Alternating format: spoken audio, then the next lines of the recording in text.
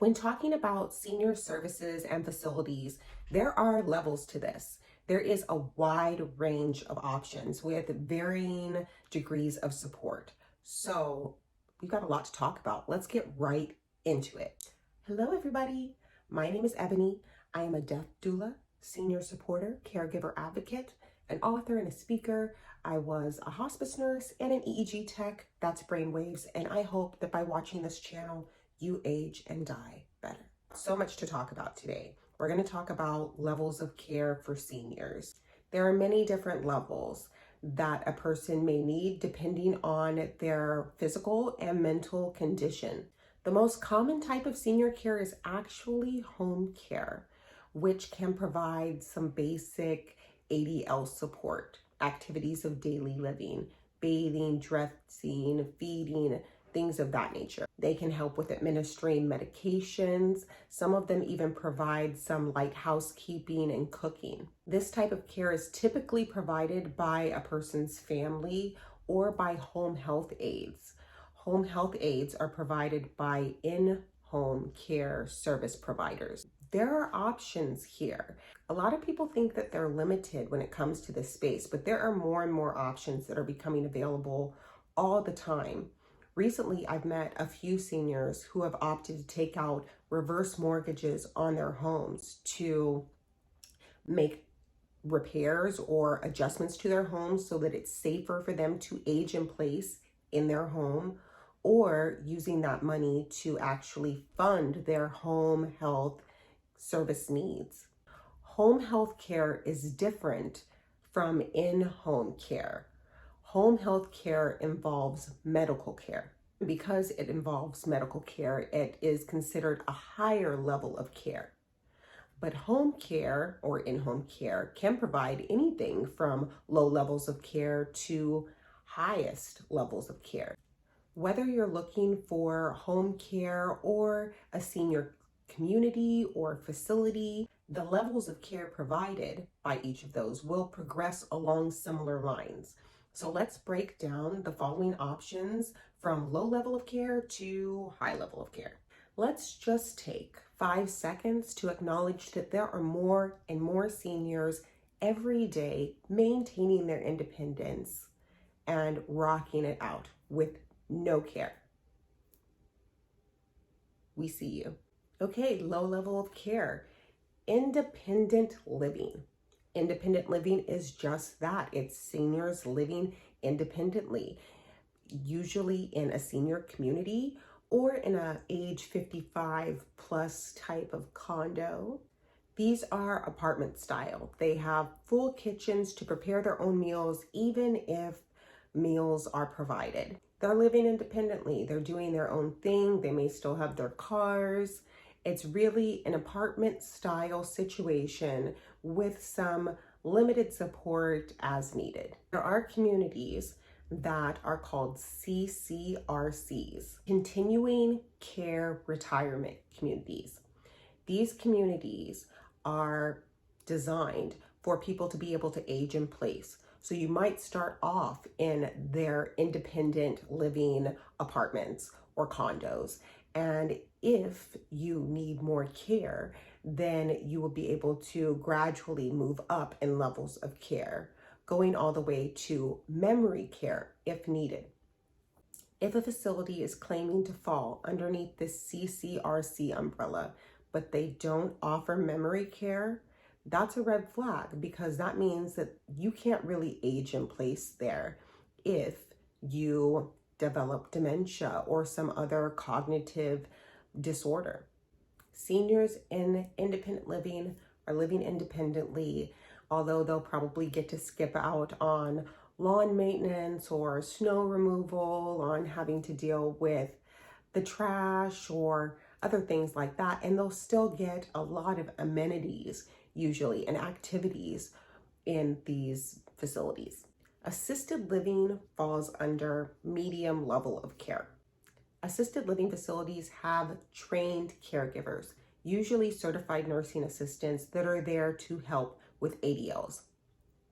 ADLs is a term that you'll hear quite often when talking about or looking for senior services. ADLs stands for Activities of Daily Living, and they are the list of skills that people need to be able to perform in order to take care of themselves safely.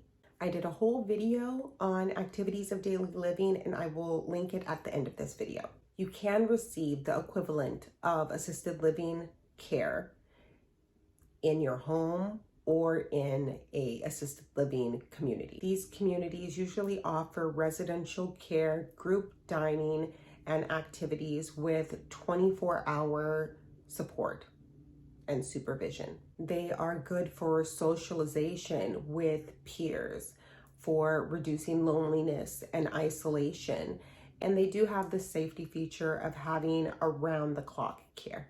You can have a private room, usually pretty expensive. You can share a room, much more affordable.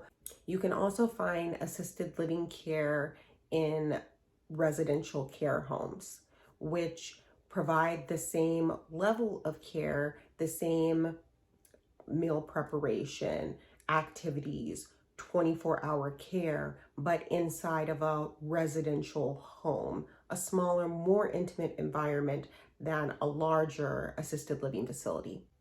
Aging adults often require a higher level of care than assisted living can provide. If you are more than one assist, meaning it takes more than one person to transfer you from the bed to a chair or vice versa, then you would no longer be qualified for assisted living. Typically, this level up in care means that they not only need help with activities of daily living, but they also need some form of medical care. These facilities are called skilled nursing facilities or nursing homes. Seniors that need wound care or injected medications, rehabilitation therapies, or other high levels of care, other skilled nursing care, that's what you'll find in these facilities. Some assisted living facilities will allow you to bring outside resources in, nurses or other therapists in for a short-term basis. And then there is memory care. Memory care is specific for dementia, Alzheimer's, and other cognitive disorders. There can be low to high spectrum here as well. Some people just need some daily cues or reminders to take their medication, whereas others don't remember who they are or who their family is. But because each individual is an individual and their case is unique and specific to them, it's hard to separate memory care into low and high level areas. But in general, you can think of memory care as being at the higher end of the spectrum in terms of level of care. They are designed with higher levels of security so that we can prevent elopement, which is when residents escape from facilities or just wander out the door. Choosing the right facility can be difficult and a stressful process. It's important to research the different facilities that you're considering and to find out what specific levels of care that they offer. Different facilities will offer different amenities, different levels of care, different activities. It's so important to be as specific as possible so that you can find the right facility for you. In addition, most people have to consider their budget. This country has a wide variety here as well. The low end of the spectrum being around $34,000, $35,000 per year. The high end of the spectrum being around $90,000 per year. Washington, D.C. is even higher than that, well over six figures. Finally, it's really important that you visit these places whenever possible. I never recommend transferring a patient, a client, or going into a facility that you haven't seen yourself or your power of attorney hasn't gone to, a family member, someone that you trust hasn't actually been in. You need to feel the environment. You need to see what the other residents there look like. You need to engage with the staff and pick up what kind of vibe they're giving off. It's important that you feel comfortable in this space that you're going to be staying in. If you aren't sure what level of care is needed, you can contact a geriatric care manager in your area. Also keep in mind that these different facilities, assisted living facilities particularly, will want to evaluate you to make sure that you're a right fit for them as well. They should tell you if you require more care than they can provide. If you like content like this and want me to keep making it, like this video so I know that it's reaching you, and subscribe to the YouTube channel. As promised, I will link the video for activities of daily living so that you can watch that if you still have questions. It's a little bit more information on those skills so that you have a better understanding of what they'll be looking at when they're determining the level of care you need. If you have any questions or have some experience with looking for facilities yourself, please leave me a comment below. Until next time, peace.